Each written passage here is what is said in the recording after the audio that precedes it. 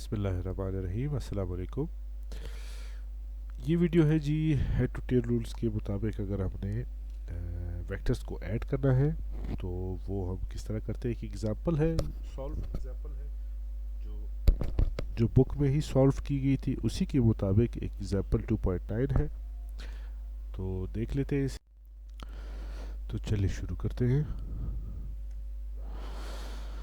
आपके पास एग्जांपल है या क्वेश्चन आपके पास या प्रॉब्लम है कि टू फोर्सेस हैं, ठीक है। जो दो ये फोर्सेस हैं उनकी मैग्नीट्यूड वो बता रहा है आपको 3 न्यूटन्स है और 4 न्यूटन्स है, ठीक है।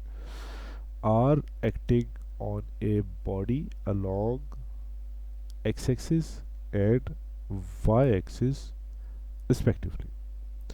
यानी जो पहली फोर्स है 3 न्यूटन वो एक्ट अलोंग कर रही है एक्स एक्सिस पर, और जो रिस्पेक्टिवली जो बिलतरतीब जो 4 न्यूटन की फोर्स है वो एक्ट अलोंग कर रही है वाई एक्सिस के। ये कहता है ये सिचुएशन है। अब इसमें करना क्या है, हमने find the magnitude and the direction of the resulted force, क्योंकि हम फोर्सेस को जमा कर रहे हैं इसलिए वो फोर्स का नाम ले रहे हैं। तो कहते हैं रिजल्टेड जो फोर्स है उसका जो मैग्नीट्यूड है और डायरेक्शन है वो आपने ग्राफिकली फाइंड आउट करना है। हेड टू टेल रूल है जी। इसमें दो वेक्टर्स को हम ऐड कर रहे हैं जिसकी डायरेक्शन जो है वो बिल्कुल ही एक दूसरे से मुख्तलिफ है, तो हमने लाजमी बात है सिंपल केस एडिशन तो करनी नहीं है, ठीक है, जिसमें दोनों फोर्सेस एक ही शिफ्ट में हो, एक ही मैग्नीट्यूड के साथ हो, ठीक है। अगर आपको याद हो इससे पिछली वीडियोस में, या दो फोर्सेस जो है उनकी डायरेक्शन सेम है लेकिन मैग्नीट्यूड जो है वो क्या है, मैग्नीट्यूड उनकी डिफरेंट है, और सॉरी ऑपोजिट फोर्सेस होती थी, दो ऑपोजिट फोर्सेस हैं, ठीक है। और उनकी मैग्नीट्यूड एक दफ़ा में डिफरेंट थी, ठीक है, और एक दफ़ा जो थी वो सेम मैग्नीट्यूड ऑपोजिट डायरेक्शन थी, तो उसका इफेक्ट जो था वो 0 न्यूटन था। तो अब ऐसा सीन नहीं है, अब एक फोर्स एक्स एक्सिस के अलोंग है, एक वाई एक्सिस के अलोंग है, तो उनका रिजल्टेंट हम निकालना चाहते हैं। तो वो देख लेते हैं कैसे करते हैं। किया तो है आपने पहले लेकिन अभी फिर से समझ लेते, प्रैक्टिस हो रही है। तो फोर्स, फर्स्ट फोर्स जो इन्फॉर्मेशन आपके पास मौजूद है, वो पहली फोर्स जो है वो जिसे हम F1 कह रहे हैं वो 3 न्यूटन है अलोंग एक्स एक्सिस, और जो सेकंड फोर्स है F2 वो 4 न्यूटन है अलोंग वाई एक्सिस। पूछा आपसे जा रहा है कि रिजल्टेंट फोर्स जो होगी हासिल इन दोनों के ऐड करने से उसका मैग्नीट्यूड क्या होगा, जो हम सिंपल एफ से फाइंड आउट करेंगे, और उस रिजल्टेंट फोर्स की डायरेक्शन क्या होगी जिसे हम थीटा से सिंबलाइज कर रहे हैं। जो थीटा सिंबल हम यूज़ करते हैं वो किस लिए है, वो एंगल को जाहिर करने के लिए। तो ये हमने एंगल मालूम करना है जिससे हमें पता चलेगी डायरेक्शन, और हमने इसका मैग्नीट्यूड मालूम करना है यानी कि वो नंबर और उसके साथ जो वो यूनिट होता है वो कितना होगा वो हमने फाइंड आउट करना है। ये इन्फॉर्मेशन है आपके पास। अब इसका सोल्यूशन देखते हैं।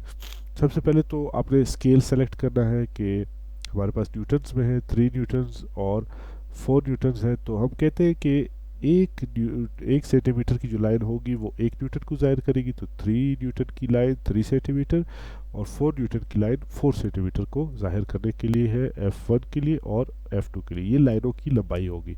बाकी डायरेक्शन हमें मालूम है कि जो फोर्स 1 होगी वो एक्स एक्सिस की शिफ्ट में होगी, और फोर्स 2 जो होगी वो होगी वाई एक्सिस की शिफ्ट में होगी।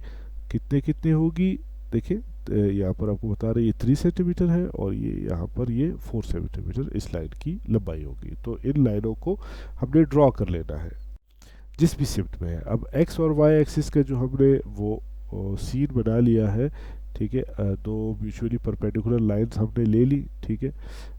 एक को हमने एक्स कहा और एक को वाई कहा यहाँ पर, तो उस हिसाब से हमने ये यहाँ पर बना दिए हैं। देख सकते हैं आप कि जो इंटरसेक्शन पॉइंट है उसको हमने कहा है कि ओ है या ओरिजिन है, ठीक है। तो वहाँ से पहली फोर्स हमने ड्रॉ कर ली है, F1 को ड्रॉ कर लिया है, वो थी 3 सेंटीमीटर की लाइन थी। जो लाइन अब इसको रिप्रेजेंट करेगी वो ओ ए है, और जो फोर्स नंबर 2 था वो 4 सेंटीमीटर की लाइन हमने बताई थी, तो वो लाइन हम रिप्रेजेंट कर रहे हैं लाइन ए बी से। ठीक है, यहाँ पर आपको हेड टू टेल रूल के मुताबिक इनका हमने इनको टच भी कर दिया है। क्या क्या टच किया है? पहला जो था वो फर्स्ट वेक्टर का हमने क्या टच करना है? हेड किसके साथ? टेल के साथ किसकी? सेकेंड वेक्टर की। और इस तरह हमने बना लिया है, और अब इसका रिजल्टेंट निकालेंगे। ठीक है, तो हम रिजल्टेंट निकालने के लिए क्या करेंगे? हम ड्रॉ करेंगे line. Draw a line from, कहाँ से कहाँ के लिए? हेड ऑफ सेकेंड फोर्स या सेकेंड वेक्टर। जो हेड ऑफ सेकेंड फोर्स है वो यहाँ है, यहाँ से लाइन हमने खींची कहाँ की जानिब? Towards the tail of first vector. जो टेल ऑफ फर्स्ट वेक्टर थी वो यहाँ पर थी, तो ये हमने एक लाइन खींच ली हेड ऑफ सेकेंड वेक्टर से टेल ऑफ फर्स्ट वेक्टर की जानिब हमने लाइन खींची, जिसे हमने एफ से जाहिर कर लिया। ठीक है, ये लाइन क्या करती है? This line will represent the resultant force. ये रिजल्टेंट फोर्स एफ जो था उसको हमने मालूम कर लिया। अब इसको सिंपल जो है हमने स्केल पे मेजर करना है कि कितना है और इसका डायरेक्शन क्या है।